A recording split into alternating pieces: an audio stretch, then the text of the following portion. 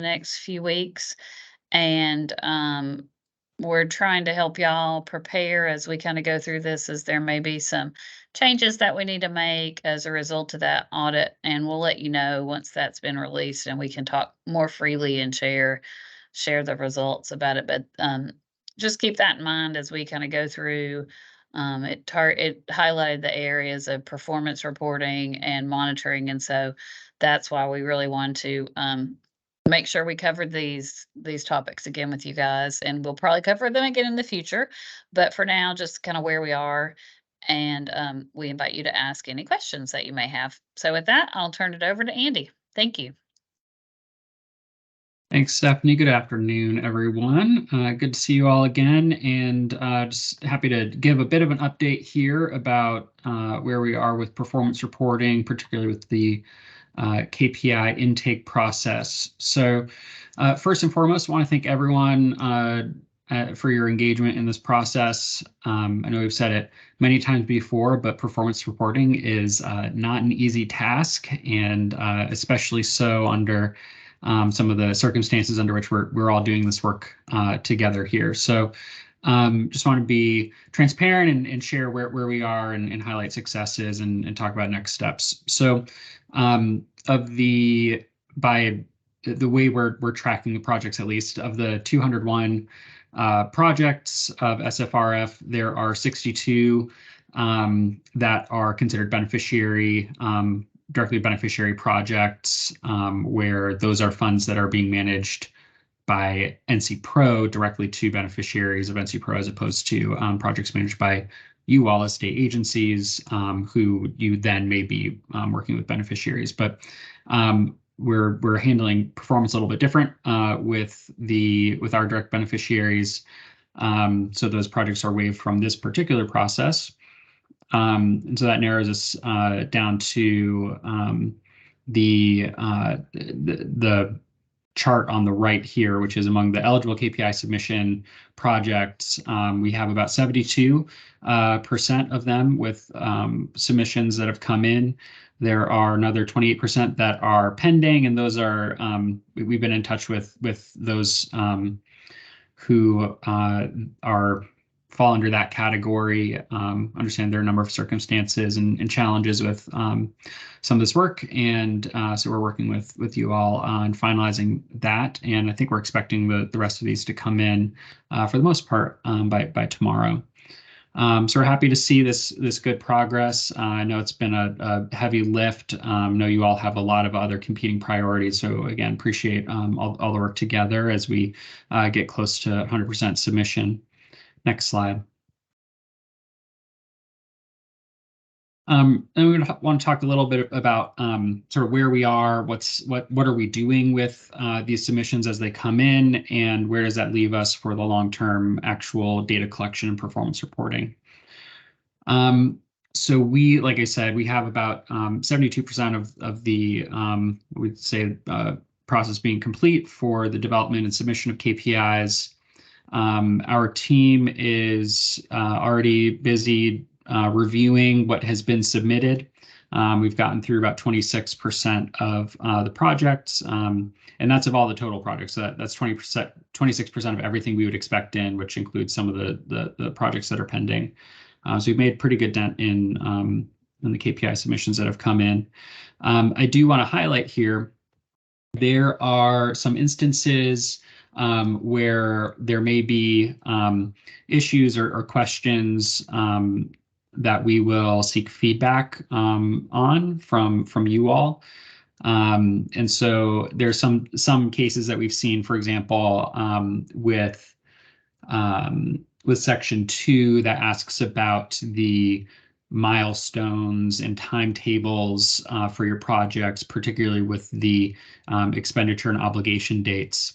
If we notice, for example, that one of the benchmarks has expenditures outpacing obligations, that's an issue that we would want to follow up on. And in some cases, we're just noticing that you may have selected the wrong year, but the right quarter, but the wrong year, and just sort of logically where that would all fall together. So kind of easy stuff for us to work through, but want to confirm details with you all, make sure that this is all well documented and that there are records of how this is coming together. So like I said, we are doing these reviews right now. The extent to which we have any suggestions, you all are absolutely the experts on your projects and the experts on the data that your agencies collect. So, we will defer to you in this work, but we may have suggestions or questions about some of what was submitted, and so that follow up will get started in short order here. As we're going through this first batch of reviews and really testing out this review process internally. And then finally, so this obviously is all about, has been about just identifying what those measures will be. The next step is to actually submit data on progress on those measures. And we expect that will be a process that opens up next month. We are working on a refined, sophisticated, user-friendly data collection tool in partnership with the U.S. Digital Response, which is an organization that helps governments with these such things. And so we will have a tool that's ready to go in the next several weeks here, and we're expecting to have all of the to kick off the initial round of data collection in July. As a reminder, we're not expecting 100% of your data to come in July unless 100% of your project is done. We'll just be looking for the measures that you told us are going to start being reported in July. So that may be your anything you've identified as a quarterly measure that you'll be reporting to us every single quarter, or annual measure or semi-annual measure that aligns with that time frame. So again, this is intended to be a relatively responsive process based on the cycles for when you are collecting data, and when that data when you expect that data to be prepared and relevant for submission as part of all of this.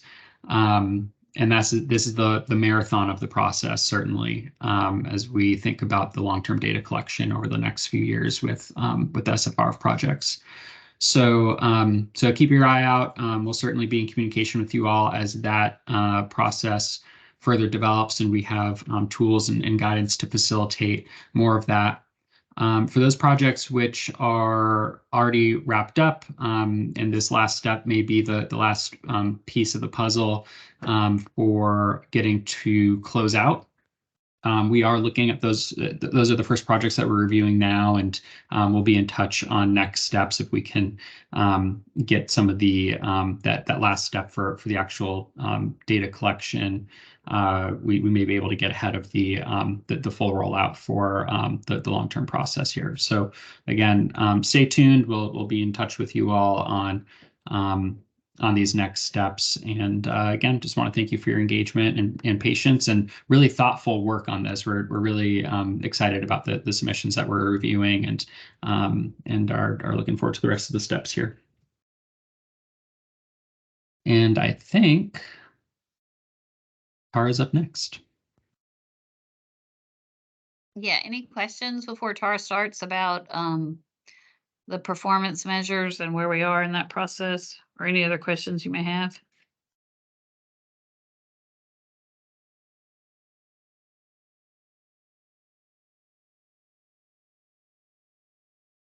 Okay, go ahead, Tara.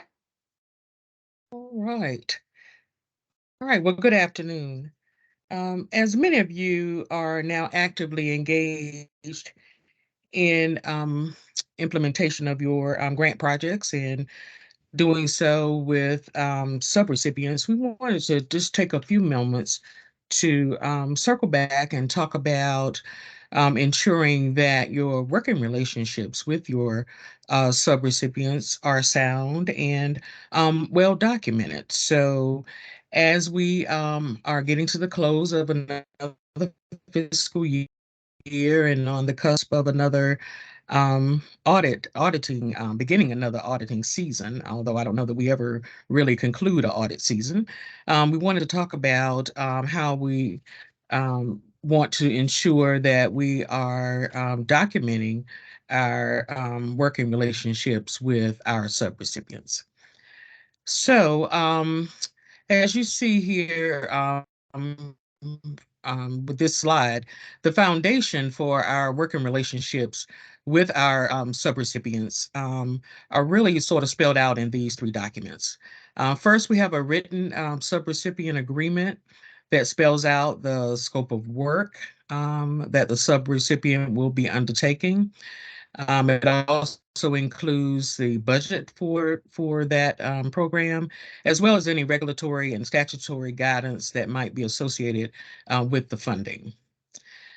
Also, it's important that the grantee, and that would be you as the administering agency, conduct a risk assessment to determine the capacity of your subrecipient to carry out these programs.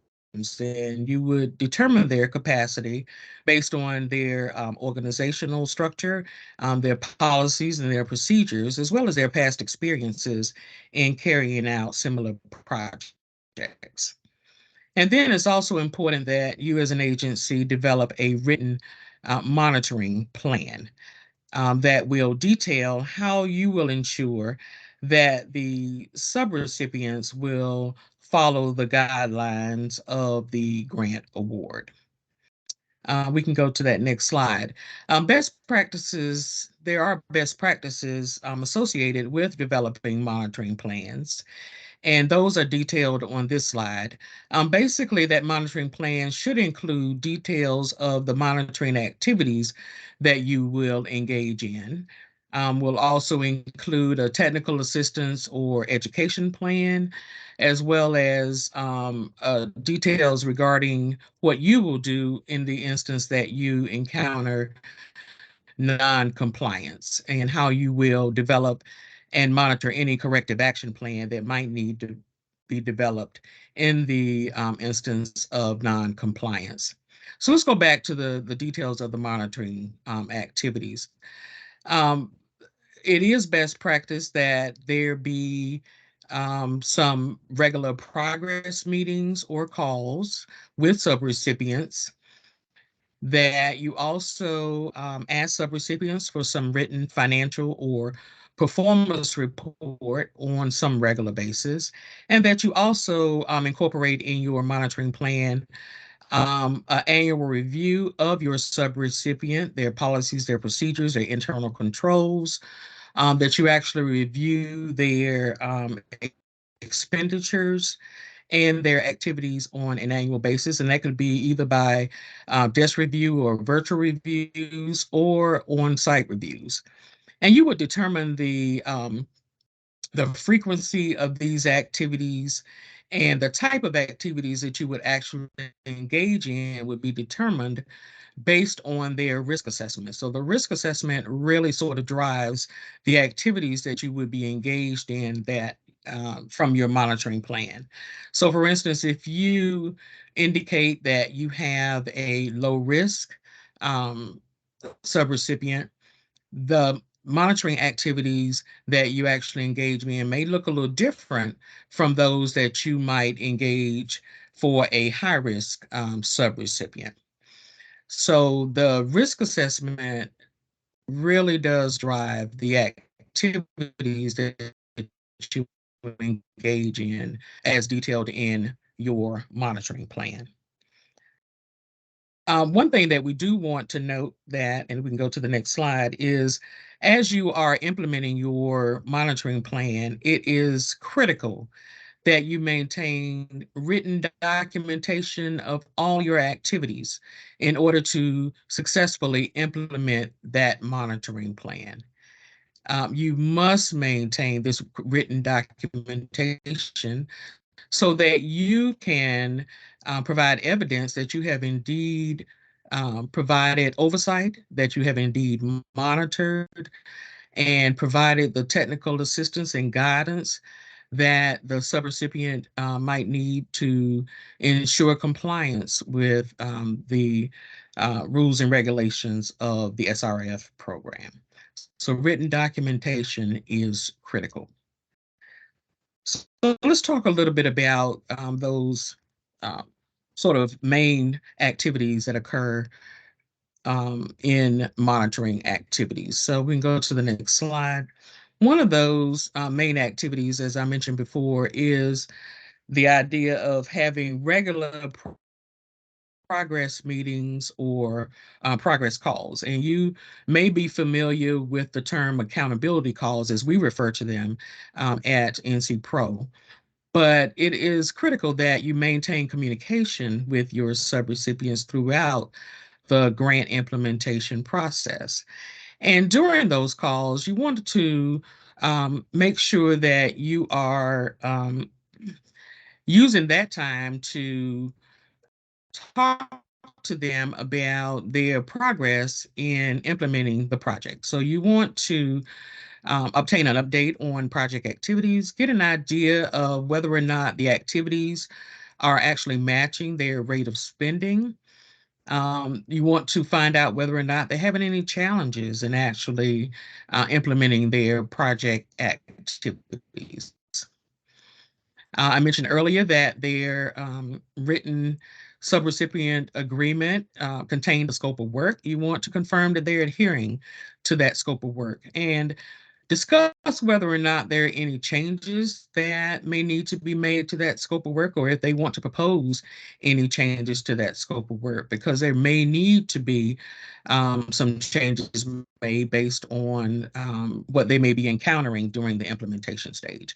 So you want to have an open conversation, keep the lines of communication open about how the project implementation is actually proceeding.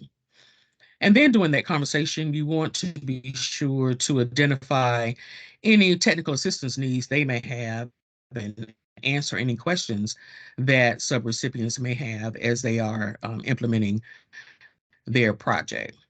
And then again, most importantly, you want to be sure to document your conversations, your meetings, and your calls, and make sure you are maintaining that documentation. And of course, making sure that you're having those calls and those conversations on a regular basis. And how often you do that, again, is probably going to be based on that risk assessment. You know, there may be a need to do it once a month. You know, you may need to do it biweekly. In some instances, and at some critical points during the project, you may find a need to do it weekly. So, you know, we can leave that up to you to determine how frequently you need to do that. But um, the most important piece is that it's important to maintain that communication, and it's important to document that communication and maintain that documentation. Okay, we can go to the next slide. Another critical communication piece is the maintenance of written progress reports as well as financial reports. So another best practice in monitoring subrecipients is to determine a schedule for receiving written progress reports and financial reports from your subrecipients. I know I just talked about having a conversation about progress, but it's important to develop a process for actually receiving written progress reports or expense reports from your subrecipients. And again, you may develop your own schedules based on, again, that risk assessment. But it's very important to develop that schedule and maintain a schedule for receiving those written reports that you then review. Again, another a way to determine whether or not the project is proceeding as outlined. And also, you want to impress upon your subrecipients that the importance of clearly identifying and providing documentation when requesting funds for either disbursement or reimbursement. We can go to the next slide. Again, going back to the monitoring plan, again, I just want to note that these are just some components of a basic monitoring plan. Again, these are best practices. There may be other components that you might deem necessary for your monitoring plan, but just remember that whatever you include in your monitoring plan, there will be an expectation that you will indeed implement those activities that you include in your monitoring plan. And you want to be sure that you document the implementation of those activities that you include in your monitoring plan. Okay, next slide. There are a few resources that we have available to you. One is a subrecipient monitoring handbook that is available on the NC Pro website. So that is there for reference. Um, Also, many of you will recall that last fall, we did have the opportunity to have management concepts actually provide some sub-recipient training for us, and they gave us a very useful training manual with some very useful documents that we could use for reference that is available also as a resource. And then, of course, your assigned NC Pro grants manager is always available to provide any support or technical assistance that you might need as you maintain your working relationships with your subrecipients. So please feel free to reach out to your grants manager if you have any questions about your monitoring relationships or your working relationships with your subrecipients, because it is key to the success of the SFRF program. Is one of the keys to success of the program is maintaining good working relationships with our subrecipients, because they are helping us to carry out these very essential programs for the good of the citizens of the state. So with that, I will close, and if there are any questions, I will be glad to entertain those. Thank you for your time.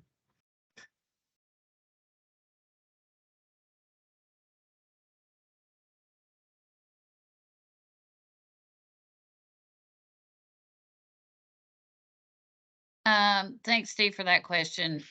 Given that NC Pro OSBM auditors are now auditing beneficiaries, what monitoring of beneficiaries is required? There's no monitoring or required for beneficiaries. What's happened is that from an auditing perspective, they're going to come in and make sure that the internal auditors, if you have beneficiaries and they were selected, the internal auditors are going to make sure that those beneficiaries didn't put money in things that they weren't allowed to put money into for treasury rules. So those are, you couldn't put it into a state retirement fund system, not if you're paying employees and those employees are state employees and you pay their retirement. That's not what we're talking about. We're talking about, you can't use it to fund a retirement system. You can't use it to put in a rainy day fund for a state. And then there were 3 other things, which I cannot remember off the top of my head, but that's all they're gonna check for. So, Steve, what happened in the case here is that when our internal auditors went through and randomly selected, state agencies that they were gonna look at awards for, some of them were beneficiaries. You were not required to monitor beneficiaries. That has not changed. Um, when you see the audit report from the state auditor come out, the reason we decided to proceed with these and this audit um, is because of, thank you, John Williams, for paying legal judgments and capital debts in there. Those are the other categories. Um, the reason that we decided to proceed is because that covers you guys, it covers us, that we went back and followed up in some manner with beneficiaries. I hope that answers your question. If not, go ahead and ask another part of it.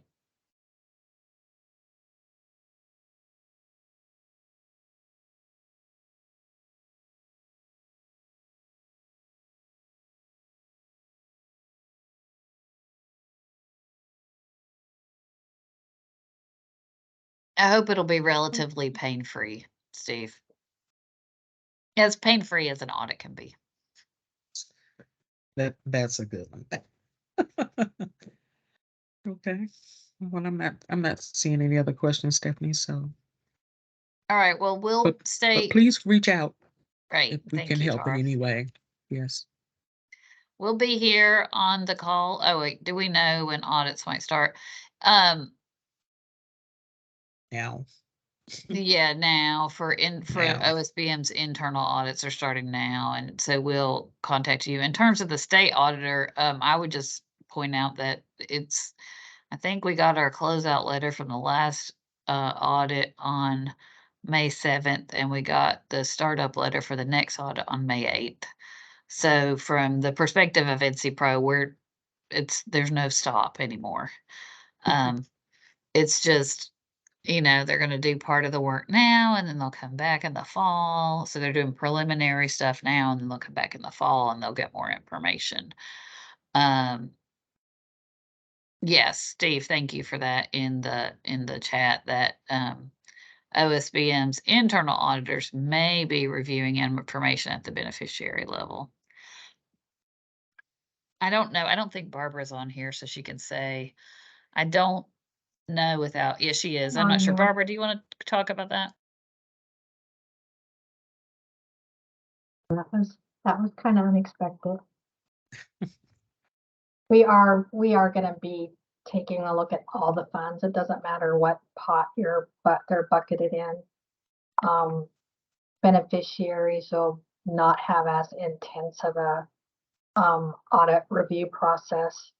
It's going to be more of a validation type process, so there won't be as much work done in those areas. Any questions?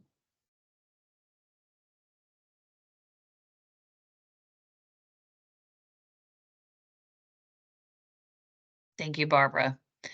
Yeah, I think when we're allowed to get more information, it'll become clear why. So, and we'll have future, I know Deloitte talked to several of you and you participate in those sessions about being audit ready. And of course, the information that Tara and Andy shared today is again in those same veins of making sure that we're ready. Making sure you're doing what you're supposed to for monitoring and things like that. But that's why we're trying to share this information and help.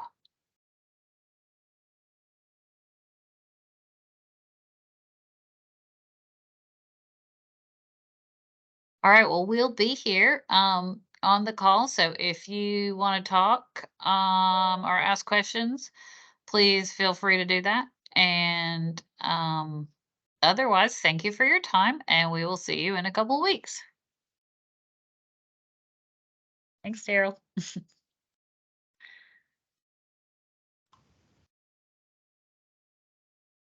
Hey, it's Heather. Can I ask one quick question? For the obligation portion of the funds by December 2024, do those need to just simply be encumbered by the agency? Because we know that, so say we have X number of projects that we know are available for funding and they can get a maximum amount of X dollars. So if we encumber that on like a PO at our agency, is that going to be sufficient? Or will we need to have like official documentation for the obligation? Am I asking that correct? I know what you're asking, Heather, and the reality of it is we have not been able to get good guidance from US Treasury on it. We have asked and asked again. We kind of took a little bit of a break from pushing them on it because all states and local governments had annual reports due to Treasury on state and local fiscal recovery funds on April 30th. And to be candid, we still have about 20 local governments that need to submit their reports. Oh, goodness. Yeah, it's okay. I mean, they're, as many problems as NC Pro has with the treasury system and trying to get it to work and get people logged in. It is unbelievably complicated. And the federal government decided it was a good idea to have every government in the country report on the same day. Nice. So I know it's insane. It's truly insane. So when we all look exhausted to you, it's because we've been trying to do our report and help the local governments and the COGS and the league and the association and the school government help the local governments get their reports in. And so we kind of took a break from that while we were trying to work with them. And so now we're Okay. beating on Treasury again to understand what they're going to require obligation to be. I would point out for this debt ceiling stuff, and I'll sent you all a message. It turned out that obligation, what they meant there was obligation at the federal level. So none of our funds are being pulled back. I'm hopeful that that will mean that as long as we've obligated it at the state level, that that will count. That'll be I okay. I don't think that's going to be the case, but that's what our hope is. But we are trying to get clarification on it because as of this time, we don't really have a good answer for Treasury. Okay. Yeah, That I'm works. sorry. We No, are that's working. fine. Tommy is working on a process, and so we'll be working on obligation process so we can talk with y'all about how that would work. Okay. We have Yeah. time. Plenty of time. Well, I think Kind our of. our It'll go anxiety fast. is that it'll sneak up on us. It So, will. I know yeah, I have the same thing because you know it's coming, but I know. that's okay. Yeah, Yeah. that's cool. Thank you though. Thanks for asking, Heather. Uh-huh.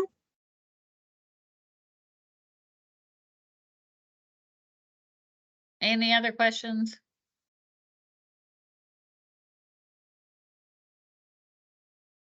All right. Well, thanks everybody. We're always here, so don't hesitate to reach out to your grants manager, to anyone else on the NC Pro team, and we'll do everything we can to get you an answer.